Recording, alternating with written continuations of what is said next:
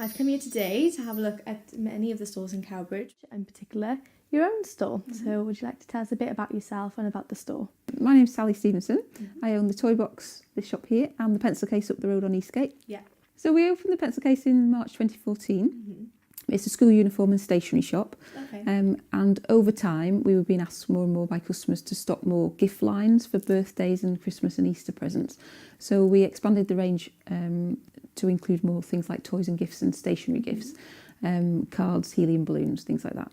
And then after 3 years, it'll be 4 years in March since we opened, it became really obvious that actually there was a real demand for a more specific toy shop, and the Pencil Case literally wasn't big enough to expand the range anymore. So last year I decided that the time was right for a second shop, which we decided to call the Toy Box. So it was a separate standalone independent shop, but was clearly the sister shop of the Pencil Case. Okay. So we moved all the toys and gifts that we had in the Pencil Case down to the Toy Box here, and we developed a much bigger range of toys and games. Very impressive. Yeah. We've picked out some of the key brands that children really like and parents recognise. And then we opened here at the end of October, and this shop now is the toys and games and gift shop for children. So obviously the Pencil Case went amazing as well in order for you to be able to start another shop from scratch. How is the process of starting your own business, and what would you say are the pros and cons?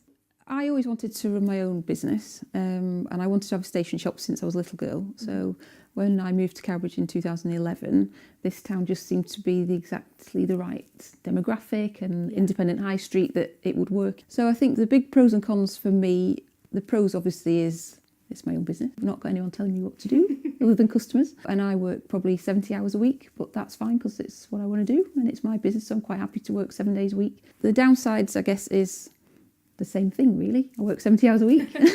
You have to sacrifice a lot to do it. You've got to put the effort in if it's going to be successful. Even when you're away on holiday, you're always thinking about the business and looking for new ideas. Yeah, I think the big thing I learnt is there's a phenomenal amount of behind the scenes work that needs to happen that customers just don't see.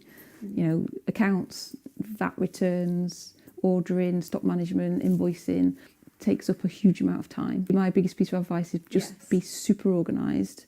To run the behind the scenes and just keep listening and talking to customers all the time. We know lots of our customers personally, but we're always asking them what are they looking for, what do they want us to stock, is there anything we're not doing that we should be doing?